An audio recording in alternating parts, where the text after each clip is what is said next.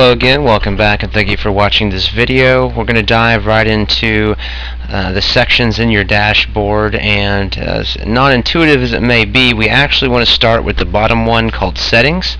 And you'll notice when you mouse over that there's this little drop down arrow that you can click, and when you do it will open up all these different subcategories. And you're going to want to visit your settings first because there's some important things, of course, that you want to get configured. This is basically your configuration area. So the first one is writing. So let's go ahead and click on that and go in there. And everything here, especially with the settings, is it's very. I'm sorry, we want to go into general first, not writing. Again, it's all of these though, okay, are going to be really form-based and very self-explanatory. For example, your blog title, quick site blog. You'll notice that at the top here it says Visit Site, and you can always click that to see what your site looks like, and you'll notice that Quick Site Blog right here matches exactly what I have in the title box under Blog Title. You also have a tagline.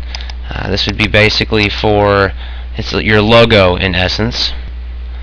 And if you notice on the front end, that tagline shows up word for word right there. So that's a good way to kind of have or change the name of your blog and the logo. You also have the address, the URL. I would not change these fields unless you want your blog home page to be different from the directory that you installed the platform in. So your blog URL or blog address, maybe you want it to, for whatever reason, go to another page. Well, for example, let's say you had adult material on your site. A good example of that would be, you'd want to make a page warning, of the content and that you've got to be 18 to view it. You'd put the URL to that page there, and then maybe have a link on it to go to your blog when they hit enter or accept. You have the email address. This address is used for the admin purposes, like for new user notifications. Membership. Anyone can register. By default that's not checked, and unless you want to be open for spam or have a very specific reason to do so, I would leave that unchecked. Otherwise, like it says, if you click that, then anyone can register with your site, and there's some negative things that can happen if you allow anyone to, because of course there's spammers and people who don't have the best intent out there.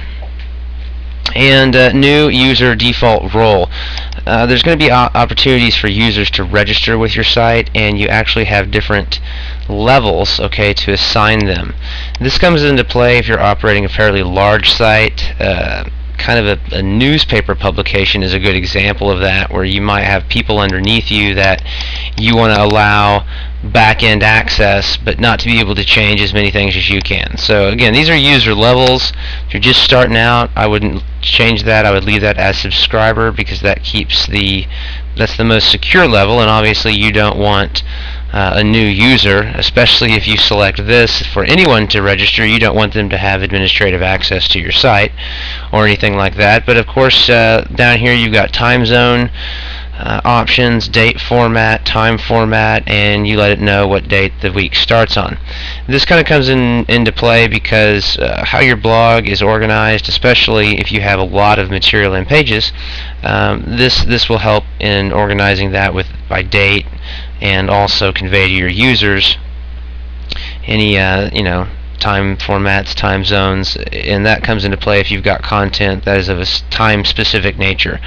Generally, most sites it really doesn't matter, but nonetheless you have these options.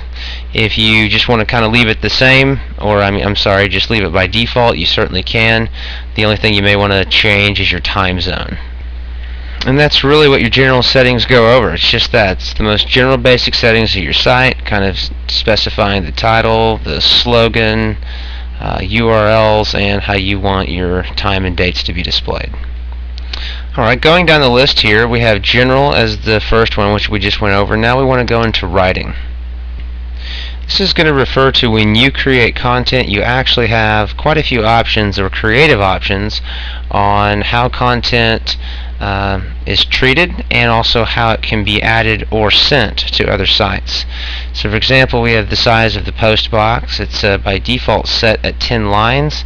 You can increase this, of course, or decrease this. Obviously, if you've got not a lot of content, you may want to increase that. If you've got a site with a lot of content, you may want to decrease that so people can kind of have more of an opportunity to see what the content is about in general before they have to dive into a bunch of large pages.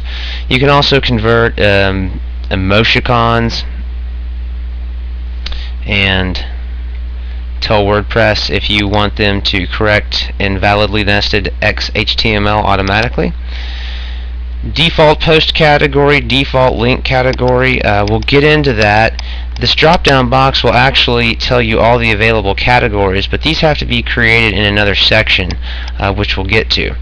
Otherwise, once you have all your categories for your posts and your links created, this area here for writing tells your platform what the default category is that you want a post or a link to go into unless specified otherwise. You also have some really cool remote publishing access or options. If you know anything about the Atom publishing protocol or XML RPC publishing interfaces, there's some ways to enable those right here. Again, that's a little bit more advanced, and by default they are not activated, but of course if you get a little bit more salty with your content and you want to get it remotely published, these are obviously tools that you can enable to help you do that.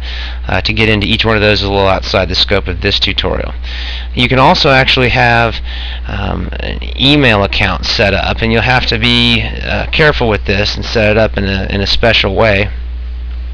But basically it will allow any content emailed to that account to be posted onto your website. And so again, that's kind of a creative feature. Generally, if you're just trying to get a website up and get content on there, this isn't probably something you'll use. But again, it is a tool that you have with this platform if you get creative on how you collect content from others. And you also have an update services, and basically when you publish a new post, WordPress will automatically notify the following site update services. And if you need more information about this, there's a nice link there on the codex. Basically it allows you to enter all the domain names that you want to be aware that there's a new post for those updated service sites. So again, your writing settings really kind of incorporate some tools you're probably not going to use right out of the gate. The top area here, the size of the post box, the formatting, and the default categories may be really the only thing you might need to worry about changing initially, and that kind of should sum it up there. But like I said, you've got these tools that can do a little bit more advanced things for you when it comes to the writing of the content. So we've gone over the General tab and the Writing tab under the Settings box, and we're going to kind of close that up right now with this video, and in the next video we're going to continue on with reading and discussion and the rest of the subcategories under the section area. I'm sorry, under the Settings area. So thanks for watching, and I'll see you on the next part.